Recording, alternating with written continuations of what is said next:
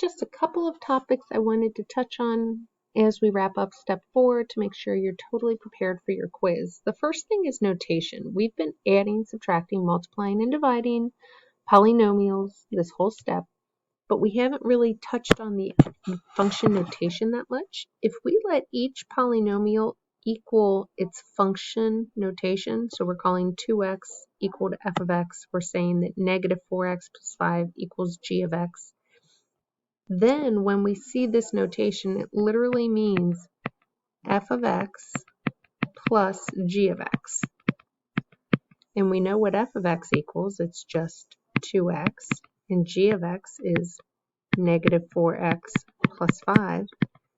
So when we add them, we get our answer. Same thing is true of subtracting, multiplying, dividing. Looking closer at example number 10 here, again, when we're adding, we're just combining all these like terms. We combine the x squareds, we combine the x with itself, and we combine the numbers to get our answer. When we have to subtract them, remember that you just change the signs of the second parentheses and then combine your like terms again. Multiplying requires us to use the box method.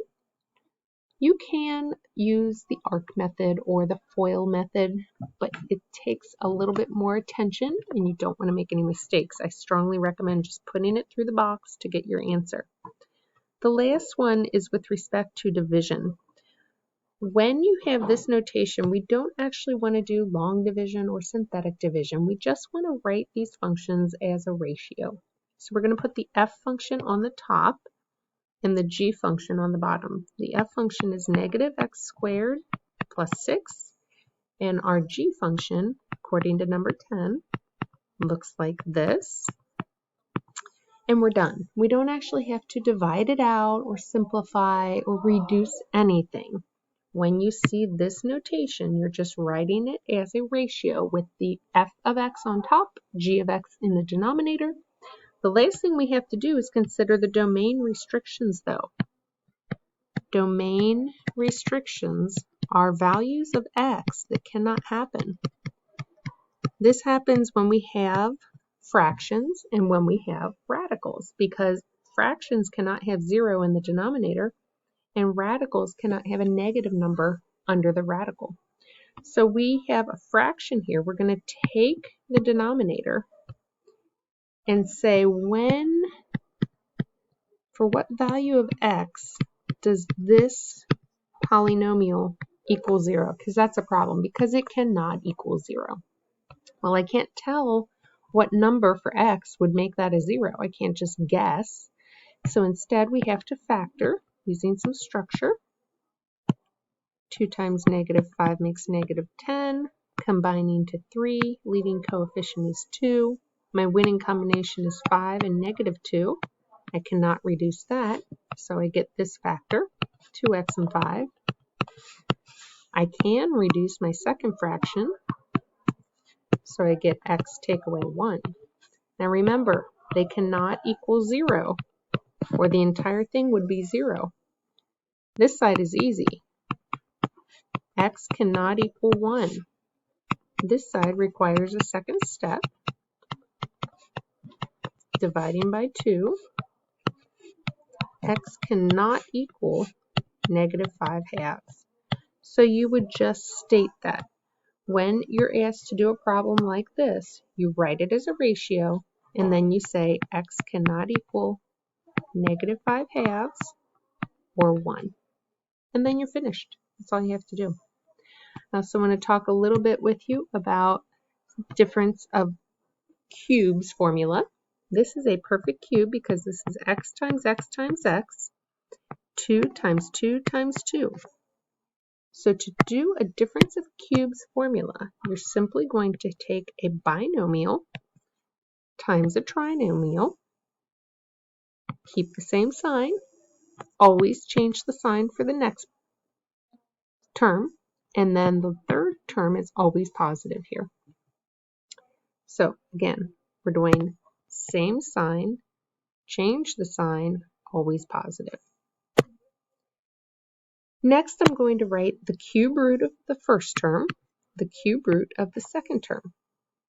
And then I'm going to take my pencil again, and I'm going to write x, x, x, 2, 2, 2, going across the top. And we're going to multiply them. So my second parentheses, my trinomial, ends up being x squared plus 2x plus 4.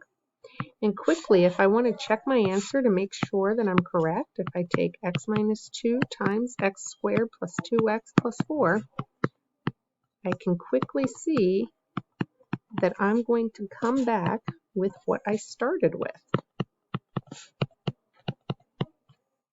Because these terms cancel out, these terms cancel out, and I'm left with x cubed minus 8. The same is true if it's a plus. If this was x cubed plus 8, we can factor that as well. It would just be x plus 2. This sign here would become a negative, and this sign is always positive.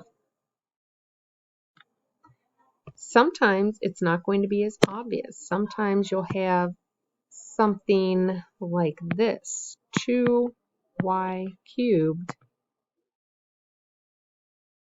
plus 54. At first glance, we don't have any cubes, but if we use our GCF and factor out the GCF first, we're left with this, which is a sum of cubes.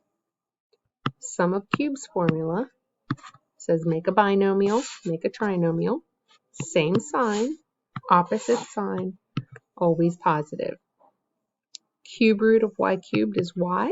Cube root of 27 is 3. We take our pencil. We write y, 3, 3, 3, and multiply. This gives me y squared, 3y, and 9. And the 2 drops down as my greatest common factor. I can erase my pencil marks that helped me write out this formula. And this is how I would factor this original problem. The last thing I want to remind you of is that if you want your calculator to help you find that winning combination when you're factoring with the X method, you can simply press Y equals, clear out the calculator, enter the number you're interested in finding the factors of. Maybe it's a big number like 240.